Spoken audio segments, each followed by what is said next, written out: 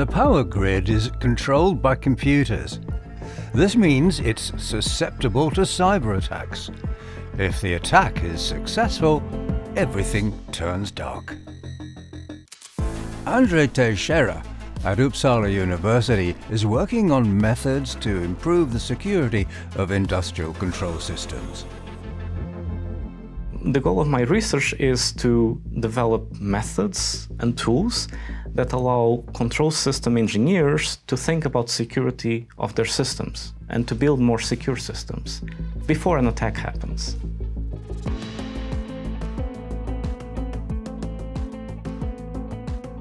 Control systems operate physical processes such as chemical plants, energy grids, and transportation systems. Cyber attacks can have devastating consequences in terms of physical damage and even loss of human lives. The first known malware targeting an industrial control system was Stuxnet in 2010. It attacked centrifuges used for enriching uranium in Iran's nuclear program. And this malware was very sophisticated, very advanced, and it was targeted to essentially affect the way that centrifuges operate. So it would make the uranium centrifuges spin very fast and then change, so that would cause them to break, while at the same time faking the information sent to the operator so that they wouldn't see what was happening. And that was an eye-opener, because then everyone saw a real-life example of how security threats in control systems could have very big impacts. Here in the lab, André demonstrates an attack.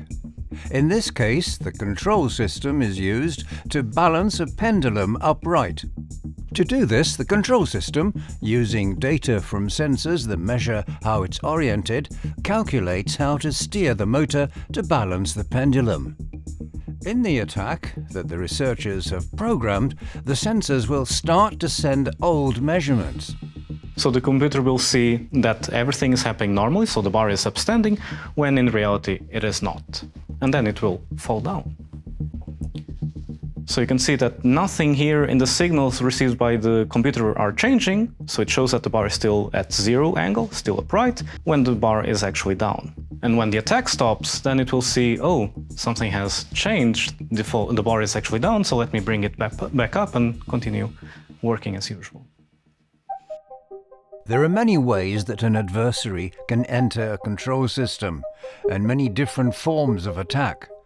The enemy can block the communication, introduce delays to the signals, or introduce false signals. The attacker can also change its behavior and adapt itself to the defense measures. So the researchers have to think like the enemy. And for that we need to put our attacker hat, model the system and model the attacker behavior. Then we put our defender hat and analyze the effect of that attack in the system and develop ways to mitigate, detect, and protect the system against those. So it's always a chicken and the egg problem. You always need to do multiple rounds of this. In contrast to the computers we use at home, control systems often need to run day and night without interruption. That makes it hard to update and install new security software because you don't want to shut down and disturb the physical process. Another thing which is quite different from the computer is time is critical. In control systems, you want to deliver the information, the measurement, on time, and using techniques like encryption, that will increase the delay and will create problems in how the system operates. I'll actually need to say it depends on delta, right? Instead, André combines concepts from computer security with control engineering to develop new methods to detect and mitigate attacks. The methods can also be used during the design phase. When we have a prototype of a system or a model of the system, then we can bring the methods we develop and ask questions: is that prototype secure? Or is there a particular communication or software functionality that we should protect because it's very critical and can be vulnerable? As more and more things are connected and digitally controlled, society is becoming more vulnerable to malicious cyber attacks that might come in new forms. I think it's a matter of time until the next Stuxnet comes along. An interesting question is to think, what will be the kind of attack?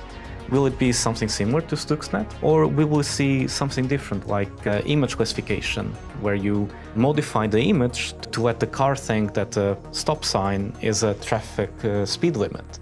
How can we prevent and be secure against this type of attacks that we've never seen before?